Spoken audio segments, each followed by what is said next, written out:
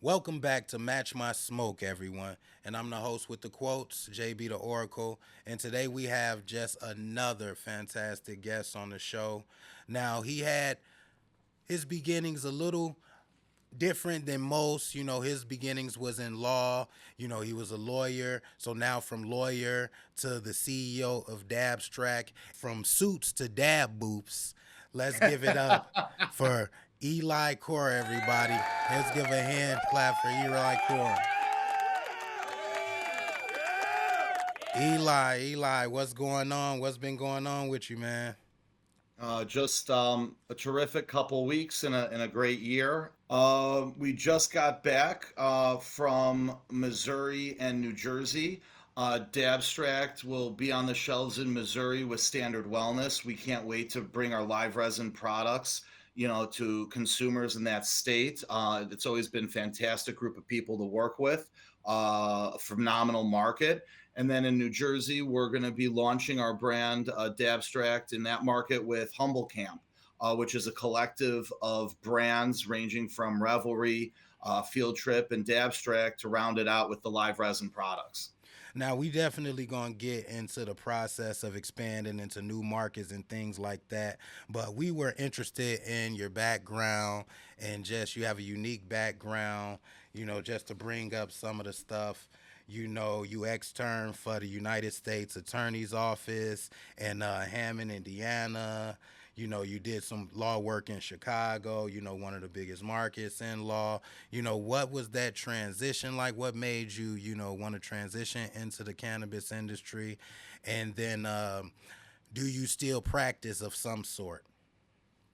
Absolutely. So it was an interesting transition because I used to practice a lot of either litigation, I did a lot of corporate work, IP work, but a lot of it all related to serving smaller and mid-sized companies with a lot of their sophisticated transactions. And so as I started to do more of that work, some of my clients ended up tending to be from the cannabis industry. And that's really where I got some overlap, starting to do some initial smaller projects, which was wonderful. And then all of a sudden in 2018, I got introduced to Dabstract, which was a phenomenal brand, phenomenal products, great operators, great people. And as a young lawyer, to be able to work with great people and operators with a great product is a real blessing. And so that was an opportunity that you can't really turn away. And so I transitioned out of that and I was general counsel with Dabstract for a number of years. And then as the company started expanding, I helped work on business projects and capital. And that evolved into more of an executive functioning role.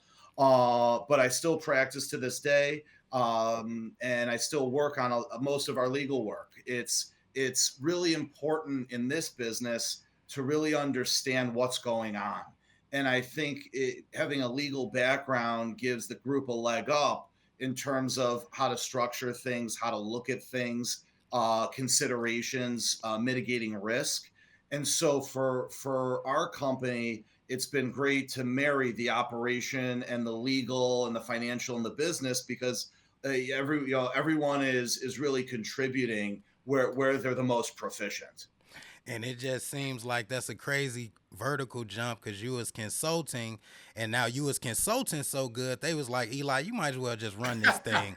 Just here, Eli. Just we've done work, we'll still be here, but here it sounds like you got a good grip of thing. Now for the people who aren't familiar with Dabstract, let them know what Dabstract actually is, the type of company it is. Yeah, for sure. So Dabstract is a brand from Washington State that makes, frankly, just top live resin products. So these products and this brand has been in market in Washington for about 10 years, has been a top 10 product SKU in all of its categories. for that time. And it's really been able to, grow into different areas of the country, because really what it stands for is a pure, potent, perfected product, something that's going to be the best live resin product you can find in that market, because we go through every step of the process, right? We understand the cultivation, we understand that fire in is fire out. We really have mastered the manufacturing process, and then we really love to be great partners to retail and distribution, because that's really where the consumers are, meet the product. And that's really what's most important, is that you provide every consumer, especially in all these new markets, new and old, a really high quality, consistent product that it's going to be there when you come calling. Now, when you say words like purity, potency, perfected, especially about the whole experience, how does that philosophy shape your extraction and product development strategy? Absolutely. So we work exclusively with fresh frozen material. For us, we have developed two patented technologies through the extraction process of, really pulling high terpene extract out of the, original whole flower, and then reintroducing it with distillate. So it really is what I would call the most thoughtful and elegant formula for cannabis to be consumed, right? It's a product that, because of the way that we've picked our input material and the extraction process and the hardware, when you pick up an all-in-one, you can smoke the whole thing or Mm. vape the whole thing, because of the formula. And I think in a lot of respects, what we're looking for, these days as consumers, is, a lot of consumers are looking for lower prices, higher THC content. Yep. Those are the main drivers. But what you find with a phenomenal product is to have high THC content, which we do, but to also really have a flavorful, long lasting product. So you don't have to throw away half of a cart that you've spent good money on. And so, really, we're trying to create something that's going to be in your pocket till it's through.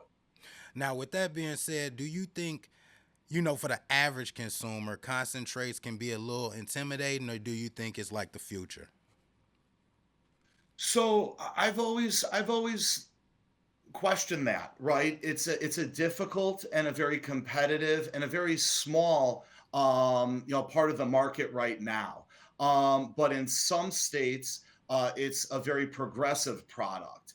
And when you look at consumption of other things, you tend to increase potency, right? You go from wine and beer to maybe drinking a spirit, right? That's the next step. Yeah. But really, the best part about our products with Dabstract is that we've come out with a line of accessories that really helps make it more accessible, and concentrates more accessible to consumers. So we have a 510 thread that has a hot knife attachment, right? So that it's a really well priced product that lets someone not only vape, right, with one of our cartridges with our formula there, but if you put on the hot knife attachment to the 510 thread, you're able to dab in a much more easy way, right? With the hot knife utility. And so we've come out with that. We've come out with a set of heads for the hot knife. So for us, we're trying to create an experience that's easier and more accessible. I think there's other companies like Puffco and Pax that make phenomenal products that make it more accessible. But I'll say even a Zenko, right? That's not for dabbing, but it's for vaping, makes sampling and makes it more accessible for people to try, because it makes it seem more of a sipping action or something that's more natural for a Yeah. lot of consumers. Now, I want to ask about this. You got gems and juice, terp sugar, opal sugar, cake icing. I was like, whoever came up with these names was a big sweet tooth type person. Where's the where's the inspiration for some of these names that you come up with the products? It's I'll say it really comes down to consistency. And I think a lot of the times you want to capture what the product really is, because the consumer really needs to understand. I think especially when you're dabbing, you want to make sure that the consistency is what you want it to be, because it goes by very fast and it's very fantastic, right? I think a lot of people have really found that the butter or cake icing kind of consistencies are really popular. I think the gems and juice allows a dabber to use, to use different component pieces and really make, the use of what they really want it to be. And so that's really where we came up with a lot of it. And it really developed in Washington all those years ago. And then on top of that, I would ask, you know, if Dabstract had a dating profile, what would you think the bio would be of the profile? Well, pure potent perfected, right? That's good. That's good. No, that's dope. I have to stay on brand. I have to I stay on see. I brand. see. You stay 10 toes down. Um, Yeah. I, Let me ask this. As CEO, how do you balance culture and profit? You know, you have your investors that you definitely have to keep them happy for sure. But then, you know, coming from the culture and, you know, the roots of it, you know, how do you maintain that presence as well as a company? So there's a couple ways to see it in that I think our investors and our partners value quality, and they understand that when you're making a premium brand, there's very few things you can sacrifice. Mm. Now, that doesn't mean that we're unreasonable with our partners who produce with us and for us in terms of their costs, in terms of their margins, and ours as well. And so, really, what you have to do is you have to really make sure that you're having an open line of communication with whoever you're making your products with and really going into market with and really collaborating with them on the best way to do it and really how to lever the experience that the ops team at Dabstract has, right? I mean, it's 10 years of into experience across multiple people extracting product, that really has led us to all the awards and to all the sales and accolades. And so for us, what we really want to do is really find quality input material and a group that's going to do that, and then we run from there, right? Someone that has great extraction. We really work with some of the best extractors in the country. Yeah. Bedford Grow, Chris, the extractor over there, is just phenomenal. Really great partner of ours. Zach at Standard Wellness is phenomenal. And so when we look at a lot of the groups that we partner with, we want to partner with the best extractors and the best growers so we get comfort that the quality will be there. And then we work on costs with them and efficiencies. It really comes down to collaborating and saying, really, where can we most focus to economize and scale and make this make the most sense. And that's really the balance that we fight out, we work on every day, is really keeping quality consistency as well as making sure that the dollars and cents are there. Now, as far as being a CEO, have you ever received any smoke or anything from, you know, having coming from a law background and then kind of going into an industry that's completely 180? I mean, I don't know if So it's completely 180. I mean, law and yeah, law and weed been going. have you seen the boards of any of these companies? Right. Yeah, no, I mean it's a lot of lawyers, a lot of accountants, a lot of folks in the professional space. But what I'll say is maybe in 2018 when I started, there was a little bit of the legacy market was putting me through the paces. But what I'll say is if you do right by people and you make the right choices along the way, which everyone in our team does, everyone has a tremendous gut instinct, a great personality, and are great people. I think that's what really gets you through some of the tougher discussions. And then now what's really happened is I've been in the industry 7 8 years now, so those, everyone says those are like dog years, but I think it may be even longer. So I should have a lot more gray hair. But what I'll say is that I think now is a period in cannabis where good operators are looking for good finance people, looking for good marketing people, looking for good sales people. And when you can put together the best SEAL Team 6 possible, that's when you really have something special. Now, we definitely want to ask you more gems just at a CEO level for people out there aspiring or people possibly even in the process. And what's the process been like expanding into new markets? We know that you're in the Missouri. What other markets are you into, and what's the process been like branding, products, the whole shebang?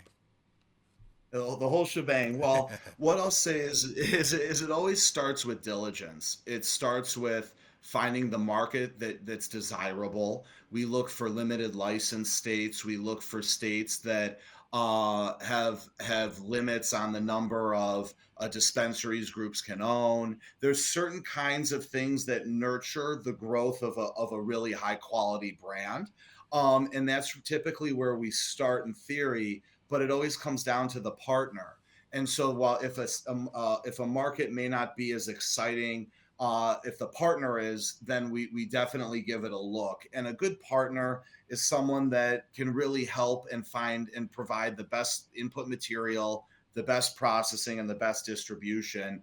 The one thing that we've learned is that you have to find the right person in every market to Yeah. work with you as a partner and as someone to represent your brand. And there's maybe only five in every state. Someone that has a good reputation, someone that has is kind and has good relationships and has made good decisions themselves, and has a great network. A lot of a lot of this is finding your local Sherpa in the market to be the person for you and to really align with you, your brand, and your products. And what would you say is the scariest or most challenging parts when you are launching, or that you at Everything. least put in?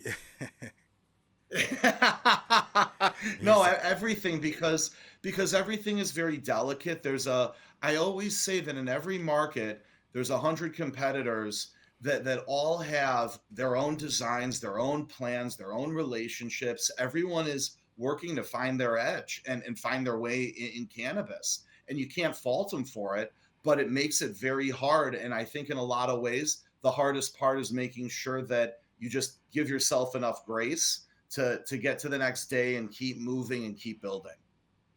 now, I want to ask a question just in the CEO aspect again. But what's that one mistake you made as a CEO? Maybe some years ago. You said you've been in it 8 years that you can now look at and laugh at and know that was something just a part of it. Yeah. So what I'll say is there's always a shiny object in cannabis. And when I first started, it was brokering cannabis. Right. I was in California. It was spending time on brokerage deals that really weren't in our business or in our line of work. And I think it distracted from the core goal and the core like vision of what Dabstract is. And so I think in a lot of ways, there's always little opportunities that come up, but if it's not your core business, don't focus on it. Right. My goal is to grow Dabstract and to bring Dabstract to as many people as we can across the country and internationally. And so for us, that's our goal. Don't get distracted on a small deal here or there that may or may not help, because in the end, it's going to be more time than it's worth. Mm-mm. Now, we may, if we got some time, get back to some CEO and business talk.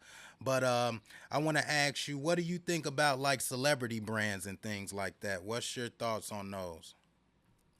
So I'm torn.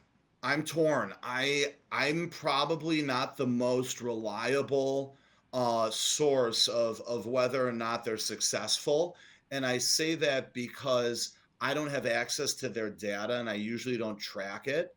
But what I will say is that I think it really, if there's a celebrity brand, the celebrity needs to be present and supporting it, and really live the brand and promote it in a way that's authentic and organic, because I think in a lot of respects some celebrities will just put their name on it, something, and hope it sells, but they have to really want to sell weed.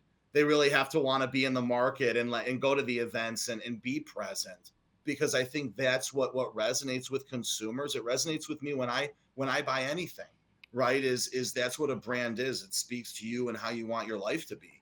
And I think to get to know the brand, to get to know the founders at Dabstract, to meet, Kelly, our brand manager, to meet Mei Ling, who runs sales, or Brett, who handles accounts and is, developing business, right? You to see these people in the field and to really know that they use the product and they love it, that's something that's unique.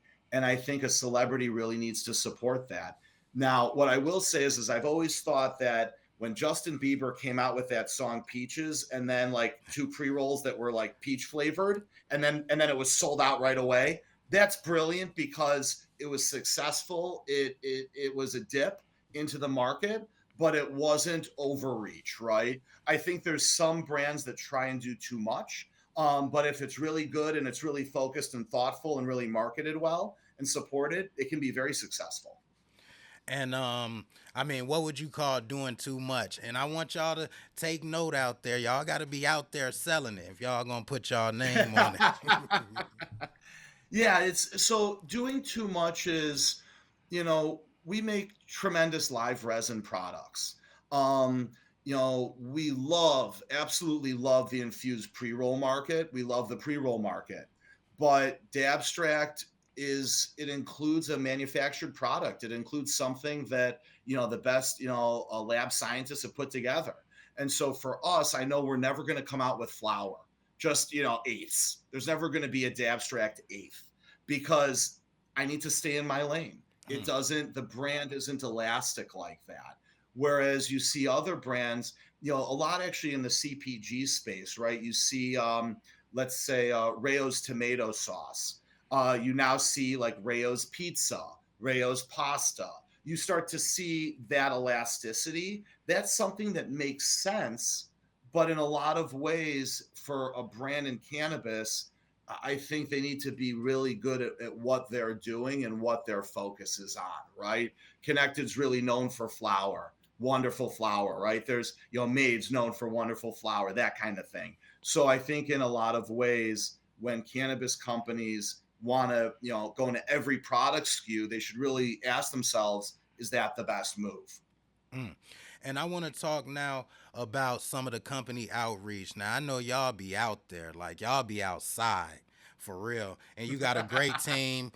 Shout out Kelly, shout out Brett. I've definitely had a chance. Kelly's great and wonderful in explaining, what everything is, cuz I really didn't know some of the things all involved in Dab, and I've been learning, picking up.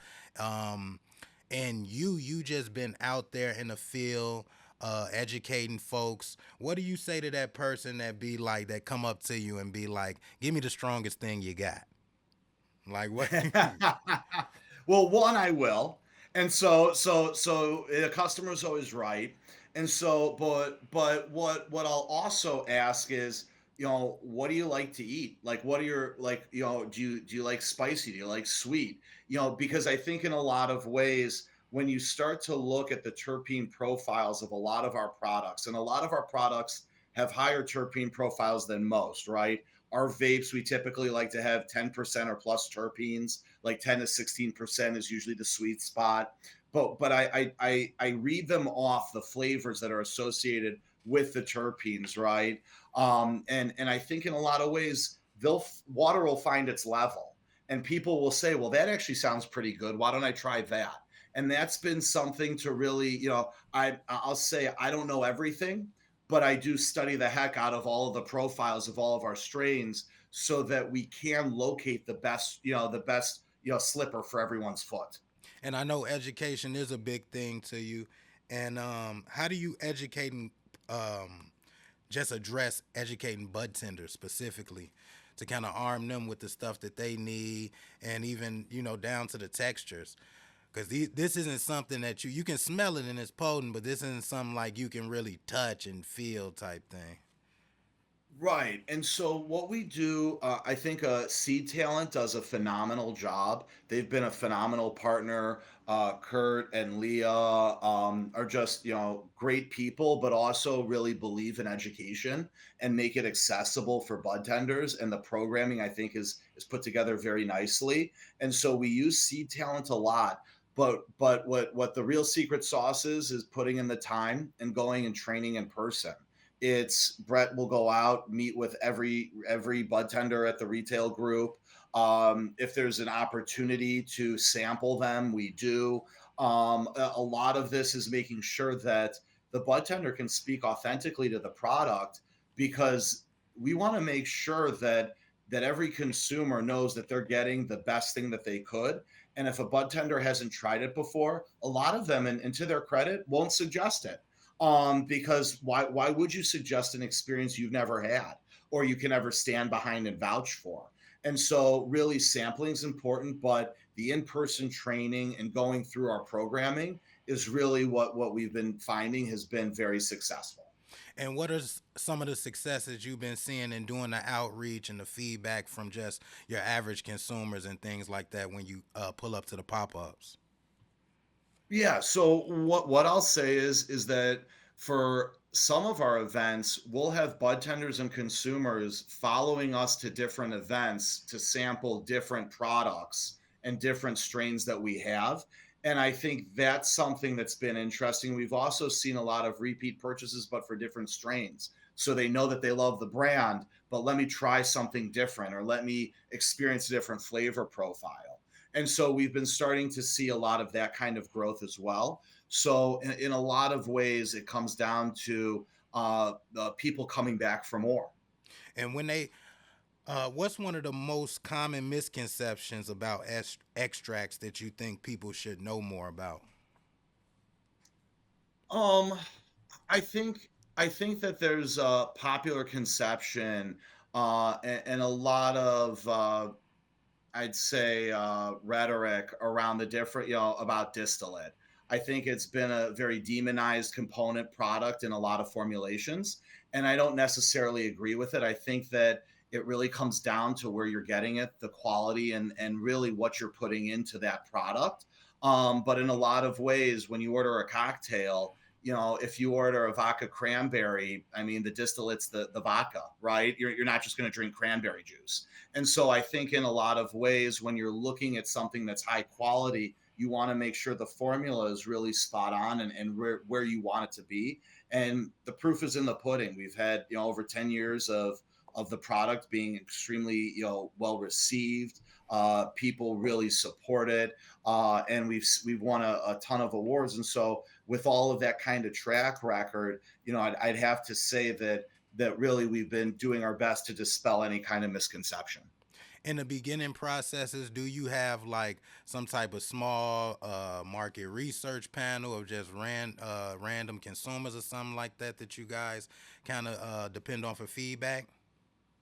Absolutely. And so we always test everything, by the book, every kind of QA/QC specification we have, and we have over 150 SOPs and work instructions that our partners work off of. So we really have everything dialed in to begin. But then everybody at the facility will test it. Everybody will try every kind of product to make sure it's exactly what we want. And I'll say that much to the chagrin. And it goes back to what you were saying about balancing the product and the need for sales and profitability. There's been instances where we've turned down lots. There's been instances where we haven't released something. And frankly, it goes to the trash. I mean, or it's taken care of in whatever way it needs to. But ultimately, what you get with Dabstract is that it's the product that only we would use, in market. People who have been consumers for years, people who have made the product for years. It's the kind of product that we would buy ourselves, 10 out of 10. Now, you guys got a proprietary way that you do this, right, with the product. Am I correct about that? Right, where we separate the terpenes and the THC cannabinoids, and then we reintroduce it together. Now, of course, now I'm getting free law advice. How do you make the process proprietary like that? You talk to our patent attorneys. So I'll say that one may be on my pay grade. Because I'll say that especially in cannabis, if you're working with anything in respect to IP, anything in respect to anything that's secret, I would really make sure that you do have representation, that you go through all of the channels to get the right specialist, because each one of those things is very, very unique. And I think in a lot of ways, A lot of operators just want to get going, but you should do all the research you need to and a lot of the prep work, at least on the fundamentals of the business, so that you start off on the right foot. And because sometimes you can't unscramble an egg. Now, since you've been a CEO, what would you say is the most random email that you've gotten? One of them. There's probably been I a get a lot. lot of yeah, I get a lot of executive coaching emails or emails that I'm not expecting from LinkedIn. But that being said, I have to tell you, the LinkedIn cannabis community is fantastic. It really, we've seen a lot of success and a lot of relationships developed, a lot of reach outs that you might have to have waited a couple weeks to run into somebody. You can have immediate access. And I think it helps speed up the gears of cannabis commerce. Um, let's see. Other than that, I don't really. Any other weird email is if everything is going well and everything's on time. That's a weird email because I never get anything like that. See. Everything is delayed. There's always complications. This is a hard business. And what would you say you would want your role in shaping the future of cannabis to be? Um, I would love to be a part of bringing brands to the forefront of really what it means to be a good consumer, product. I think there's something to be said for variety. I think there's something to be said for experimentation and trying different things. But ultimately, at the end of the day, I want to be a part of a group that brings reliable, great brands to market, that people identify with and really resonate with. I think that's where this industry is going, just like a lot of other industries. And the faster we can get there, I think groups can realize more opportunity and potential. Hmm. And those big shoes you crafting out, because we definitely the shaping is something that everybody's working towards, and people are doing great work on the front line. With that said, do you guys have, is it mandatory at Dabstract for everybody to take a dab before a meeting? No, it isn't. No, it isn't. I think to each their own. But what I will say, and it's funny you asked that. Um, it's not as though you can't work at Dabstract and not dab, but there's something to be said for understanding what you're doing. And I think in cannabis, a lot of people in the industry have never used it. They don't understand it. They look down on it perhaps. And I think when it comes to cannabis, you have to love the product and you have to know what's going on and being able to speak on it, right? I mean, I remember the first time I used a Puffco, I should be embarrassed as hell because I was fumbling around and I didn't know what to do. But I do think it's important to make sure that you know what you're doing and you can stand by it. And if anybody has any questions, that you'd be able to answer or at least know the absolute best other person to send them to. You're not alone in that, because I ain't gonna lie, y'all the first ones to put me on that dab knife. When I got handed that and I opened it up finally, because I thought it was a vape pen. I'm like, because how the box Yeah. is shaped. And I'm like, I opened it up and I'm like, what the hell am I supposed to do with this? This is a ninja blade or something? So somebody Oh, had to explain to me, what that was and all. I'm like, oh, makes so much sense now. Hot knife. Hot knife. uh, Definitely a hot knife. a great tool. It's a fantastic tool, and that's one of the accessories that we've come out with that people seem to love. Great product. And it's interesting you mentioned whether they have to take a dab. I think it's interesting because our all-in-one rips like a dab, but it's an all-in-one disposable device. And I think in a lot of ways, that's the kind of thing that makes it more accessible and can help educate consumers along their journey and their path, is by having something that's convenient to use, right? I think our infused pre-roll is something that's going to be incredibly accessible. It looks, feels, tastes just like any other pre-roll, but it's infused and it really packs a punch and it takes you to that next level, but still makes the form factor something familiar. And I think that's really where a lot of the success in the categories are looking right now, right? You see all in ones, you see pre rolls as some of the top categories because it's easy to use. It's easy. People would rather smoke a joint and get one than roll their own flower. So it really just depends on sort of the consumer and meeting them where they're at. That's dope. That's dope. From legal briefs to rolling Keith. I'm like, that's dope. That's dope. I'm gonna have to use some of your lines. That's unbelievable. So, tell us how Dabstract, we see y'all out there in the community. How do you guys reinvest in local cannabis communities? If so, can you expound on it? For sure. So a big part of what we do is creating local relationships. When we first started expanding into states, we would go, but there's the difference between going and being present and being fully invested. And I think for us, that's what we do every place we go. It's finding the right people to develop relationships with. It's going out months or even years in advance of going into a market and going to all of the events, meeting the local people, going and touring all of the local retails and the sites so you start to get familiar.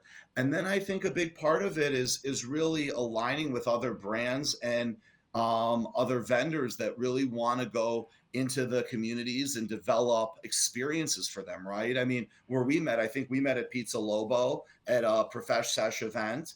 And I think in a lot of ways it's going to where the consumers are and blending their experiences together of where they want to be. Nothing could be more fun than eating pizza outside and taking a few dabs, right? I think that's part of this. And another group, and actually we're going to a golf tournament tomorrow with that OGs is putting on, but they're doing local support for shelters, for animals, and really, I think in a lot of ways, it's getting in with the local groups as well as the local components of the community all around. Now, I want to get into some more comparison questions. Now, if Dabstract had his own theme song or genre, you can pick either or both. What would you say it would be? Well, I would say it would be the intro to the Bulls. The court music, like Oh, man. coming on, like like some, yeah. It's, and when we launched in Illinois, I kept bringing it up to the marketing group that that's the theme music I wanted, but I think they probably made the right decision and went with something else. But Oh, they didn't want that's the that's always Bulls what I think. theme music? They didn't want it, huh? They said, They like that's claiming. Although, yeah, it depends. We'll have to pull the Instagram post and see. And then on this journey so far, what would you say has been your best parts about your favorite parts about being CEO? Um, my favorite part about being CEO is likely doing everything I can to do the best that we can for the company, for our investors, for consumers, for our partners, and for our people. I think, look, like I was fortunate enough to be, have been taught the industry, by Derek and Dylan, who, founded the company, really understood the business. And, they really put me in a position to be where I could be today. So I couldn't be more thankful to the both of them for doing that. And my goal would be is to do that for everybody that we work with, right? Everyone in our company has the opportunity to do whatever they want and they can go live wherever they want. That's the best part about having a brand that's going into every state, right? It's if you want to live in New York, we're going to get a project there, so you could go live there and do your job there and bring what you love about Dabstract to that community, and really become local themselves. And so I think in a lot of ways, it's really been a fantastic opportunity to really be doing exactly what I should. Is Illinois your largest market, or is it another market? Or tell us your largest. Washington, yeah, Washington, our home state's our largest market by sales, but Illinois is growing rapidly. And I think in a lot of ways, you typically you manage your expectations for a market based on what you could do and all the circumstances around it, right? I'll say, like, I would never expect Montana to be the biggest, or Delaware to be the biggest market for anybody. But if you can go and really, really own the market, dominate it, and really be a presence there, I think it's always worthwhile. And so there'll likely be 5 to 6 markets like Washington, and then others where we just want to make it available to, to as many people as possible. And you guys are just been just going out there, stepping with the big dogs, and absolutely being one of the big dogs. When you're in these markets, especially specifically, I want to talk about Illinois. What have you been hearing the feedback? And what year did you guys get in Illinois? Just so I know. Maybe a year and a half, 2 years ago now. Okay, okay, so like 2023. Yeah, I think so. I think March maybe of 2023. Okay. Okay.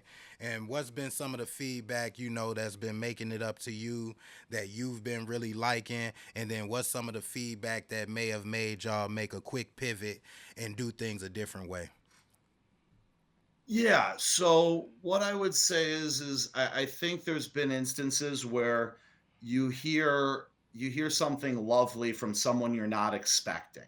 I got a text from my dad who does a bunch of car and auto body and car work. And he's like, the guy that works on all my radios, like, went into Zenleaf and was wearing Dabstract. And they were like, where'd you get it? We love the product. And now they, can he grab some samples, right? Those are the moments that you live for when you're creating a product, is someone that you're not expecting gives you great feedback or tells you how good it is, or what a great time they had with it. I think, conversely, I think, the biggest, thing that we got, when, in any market, is making sure that you dispel any, misexpectation or misunderstanding about what the product is, about what the formula is, by letting people sample it and try it.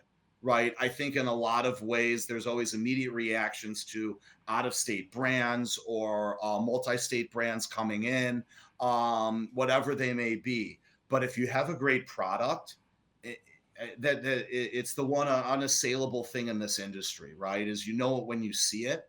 And I think it's just giving a market enough time to see it, and to really nurture the relationship between, the market and your products.